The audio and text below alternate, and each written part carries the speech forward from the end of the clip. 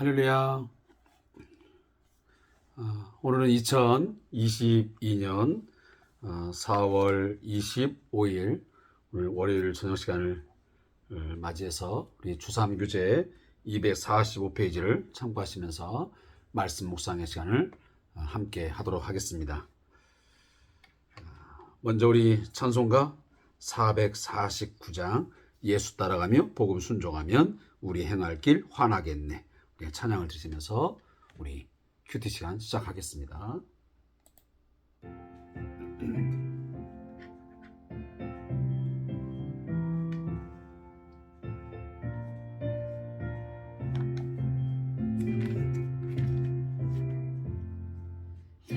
따라가며 복음 순종하며 우리 행할 길 원하겠네. 주를 의지하며 순종하는 자를 주가 늘 함께 하시리라. 의지하고 순종하는 길은 예수 안에 즐겁고 복된 길이로다. 해를 당하거나 우리 고생할 때 주가 위로해 주시겠네. 주를 의지하며 순종하는 자를 주가 위해 주시리라. 의지하고 순종하는 길은 예수 안에 즐겁고 복된 길이로다.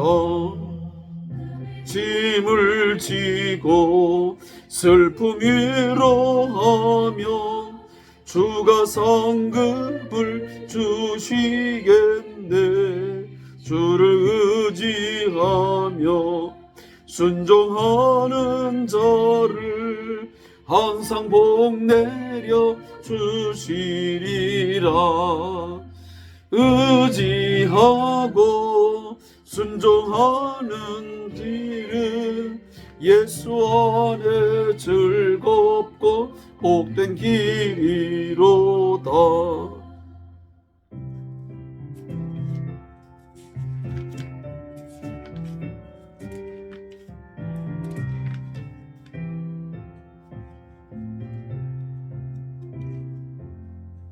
우리 떠날 엿을 주께 다 드리며 우리 기쁨이 넘치겠네.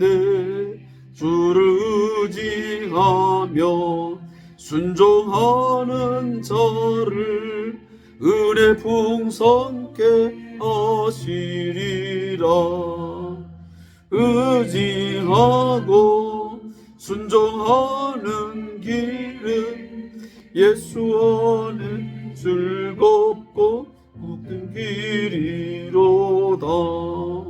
주를 힘입어서 말씀 잘 배우고 주를 모시고 살아가세. 주를 의지하며 순종하며 주가 사랑해 주시겠네. 의지하고 순종하는 길은 예수 안에 즐겁고 복된 길이로다.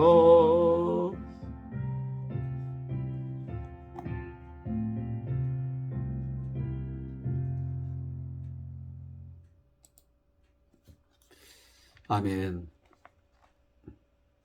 여러분, 찬양의 가사를 그대로 믿습니까? 예수 따라가며 복음 순종하면 지금은 당장 힘들고 또 고난이 있고 때로는 답답한 일이 있고 억울함이 있지만 반드시 우리의 행할 길, 우리의 마지막은 환하고 또 밝은 미래가 있음을 우리는 믿습니다.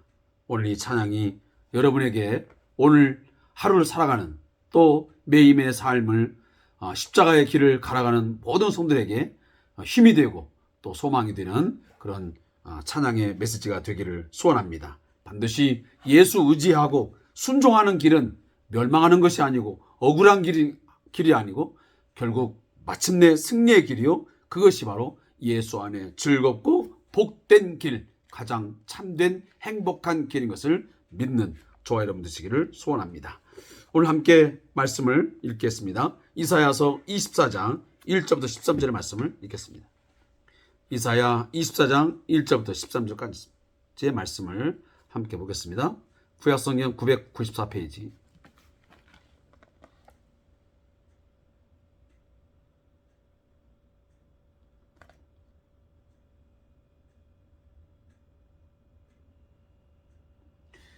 함께 말씀 읽겠습니다. 보라, 여호와께서 땅을 공허하게 하시며 황폐하게 하시며 지면을 뒤집어 엎으시고 그 주민을 흩으시리니 백성과 제장이 같을 것이며 종과 상전이 같을 것이며 여종과 여주인이 같을 것이며 사는 자와 파는 자가 같을 것이며 빌려주는 자와 빌리는 자가 같을 것이며 이자를 받는 자와 이자를 내는 자가 같을 것이라. 땅이 온전히 공허하게 되고 온전히 황무하게 되리라. 여호와께서 이 말씀을 하셨느니라. 땅이 슬퍼하고 쇠잔하며 세계가 쇠약하고 쇠잔하며 세상 백성 중에 높은 자가 쇠약하며 땅이 또한 그 주민 아래서 더럽게 되었으니 이는 그들이 율법을 범하며 율례를 어기며 영원한 언약을 깨뜨렸음이니라. 그러므로 저주가 땅을 삼켰고 그 중에 사는 자들이 정죄함을 당하였고 땅의 주민이 불타서 남은 자가 적도다. 새 포도즙이 슬퍼하고 포도나무가 쇠잔하며 마음이 즐겁던 자가 다 단식하며 소 고치는 기쁨이 그치고 즐거워하는 자의 소리가 끊어지고 수금 타는 기쁨이 그쳤으며 노래하면서 포도주를 마시지 못하고 독주는 그 마시는 자에게 쓰게 될 것이며 약탈을 당한 성읍이 허물어지고 집마다 닫혀서 들어가는 자가 없으며 포도주가 없으므로 거리에서 부르짖으며 모든 즐거움이 사라졌으며 땅의 기쁨이 소멸되었도다. 성읍이 황무하고 성문이 파괴되었느니라.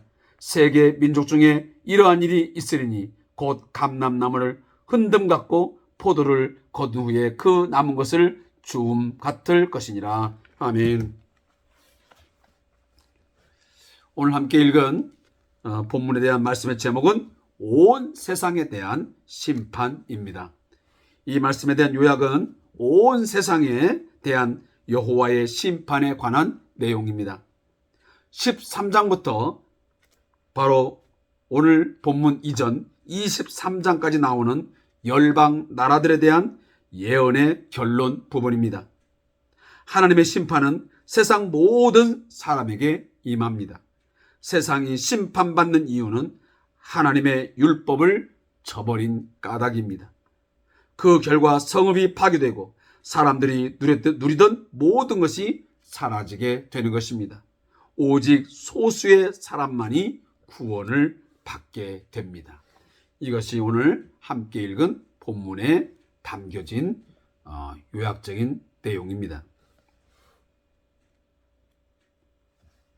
제가 지난주 토요일에 신학교에 가서 설교를 하는 듯한 그런 내용으로 제가 교회사 수업을 통해서 이런 이야기를 했습니다. 이 세상이 전부인 것처럼 제발 살지 말아라. 이 세상에서 목회하는 것이 전부인 것처럼 그렇게 하지 말라.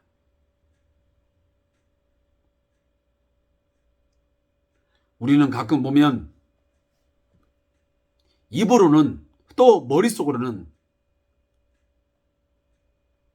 내세를 믿고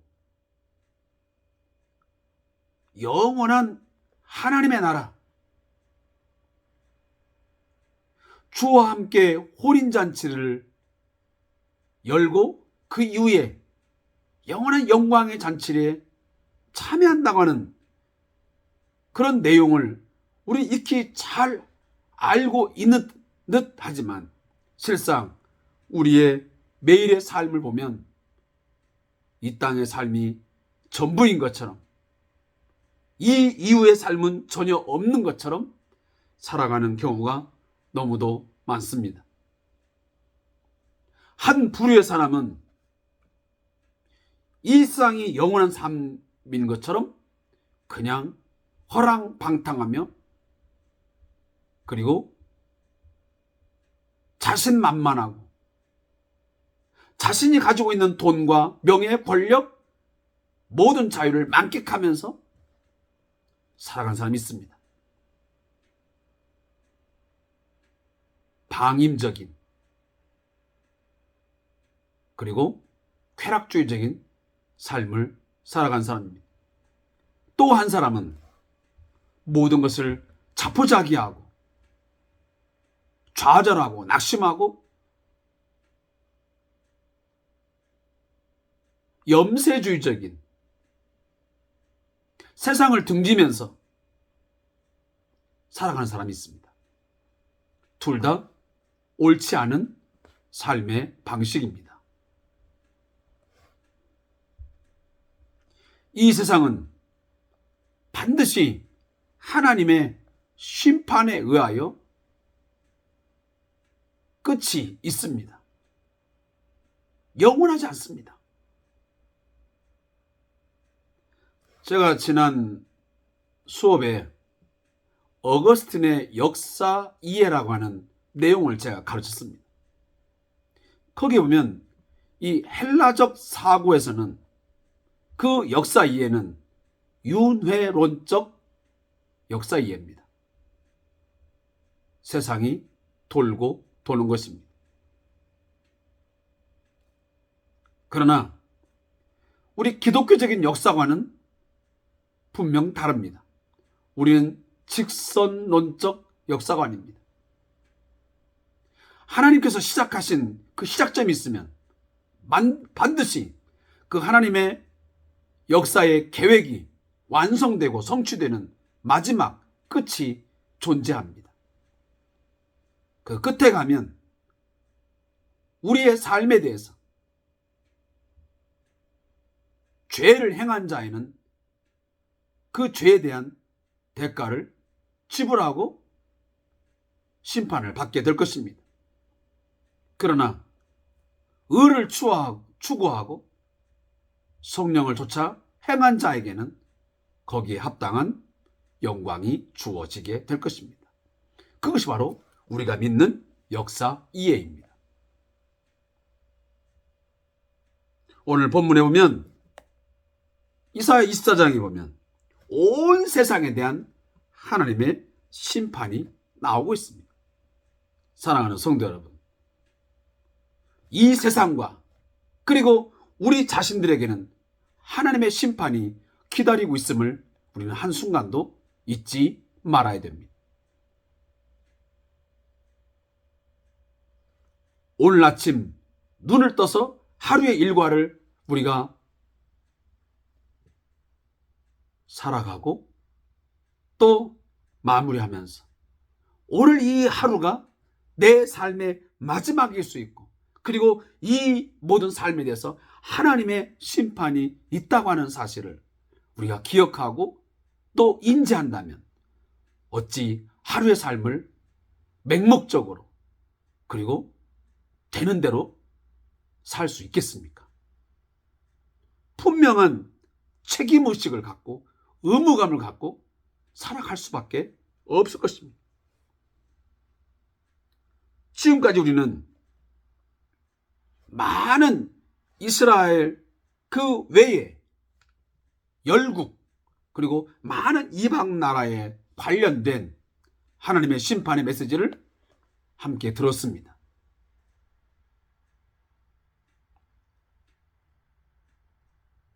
제가 이미 말씀을 드렸지만 하나님은 온 세상의 통치자이시며 주권자이시며 그리고 마지막에 가서는 이 세상에 대해서 그는 반드시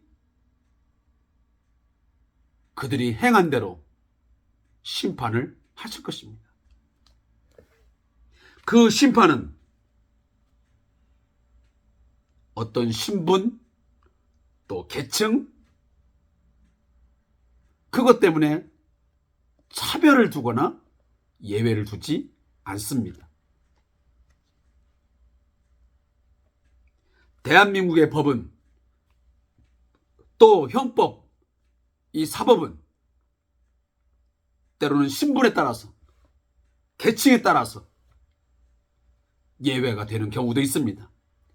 이게 바로 불공정이지, 불평등한 것이고 법 앞에 평등하지 못한 이 현실입니다.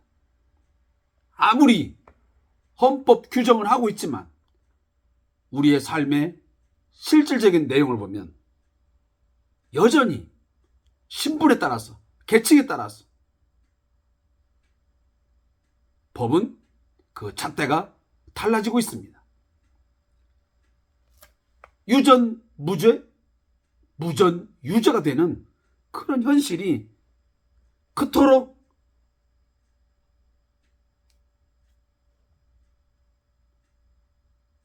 부정하려고 하고 있어서는 안 된다라고 말하죠. 있지만 21세기의 우리 한국 사회에도 여전히 존재하고 있는 것이 현실 아니겠습니까? 그러나 하나님 앞에서의 심판만큼은 결단코 그분은 불의하지 아니하시고 불평등을 용납하지 아니하시는 하나님이시기 때문에 그 심판의 대상에 대해 있어서는 신분, 계층 예외 없습니다. 예수 그리스도의 그 심판은 모든 불평등이 사라지고 하나님의 공의에 따라서 아주 공정하고도 공평하게 이루어질 것입니다. 오늘 본문의 표현으로 말한다면 그가 일반 백성이었던,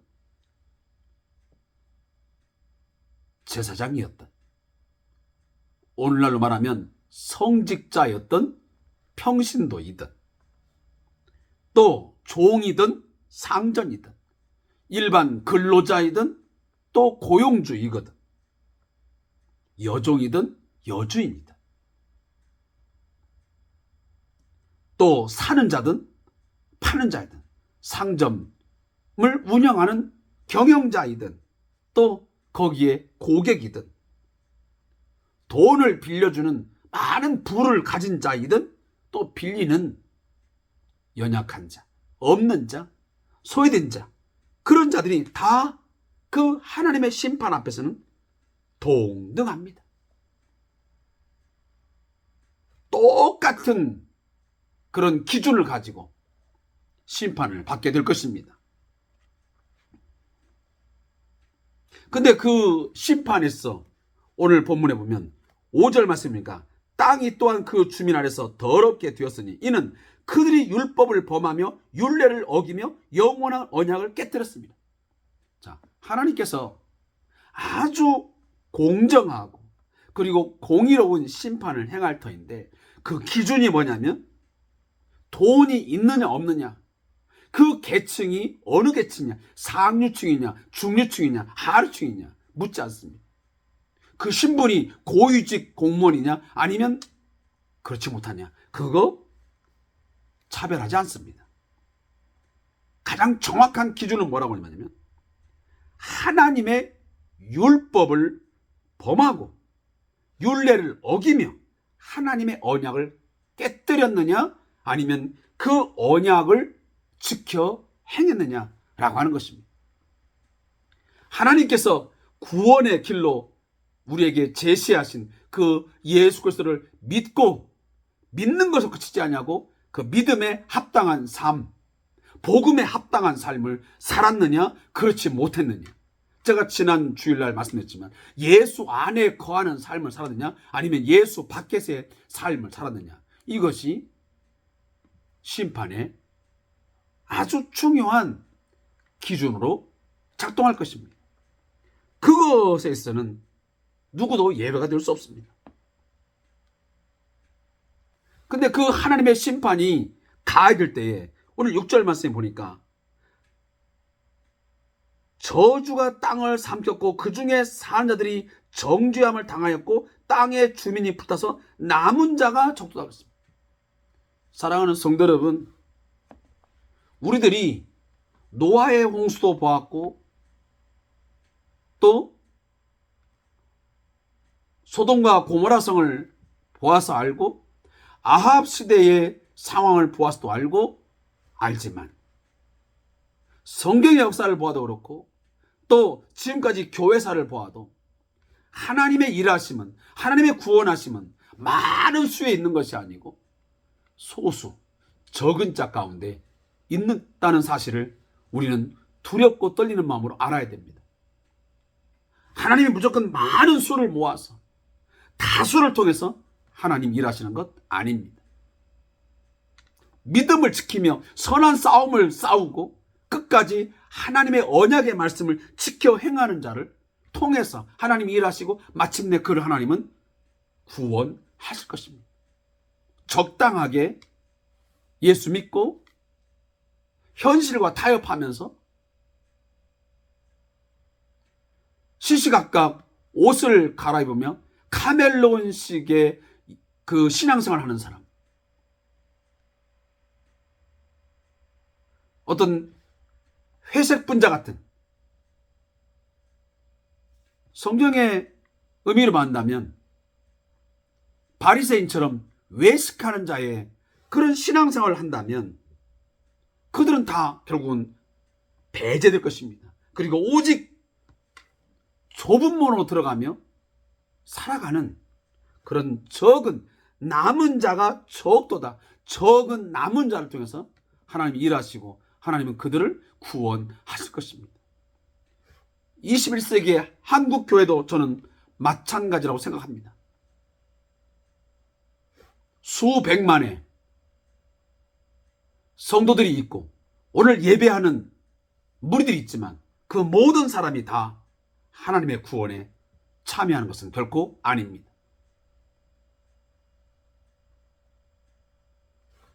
교회 교적부에 올라가 있다고 그래서 집사라고 하는 직분, 장로라는 직분, 목사라고 하는 직분이 있다고 그래서 구원을 반드시 담보하는 것은 아닙니다.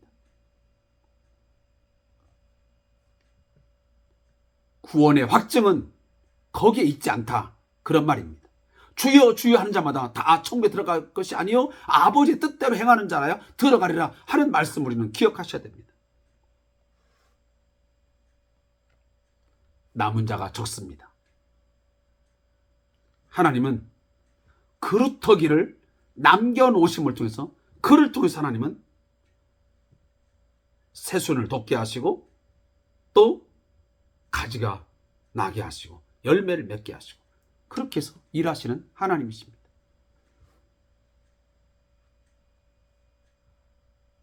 죄를 범하는 자,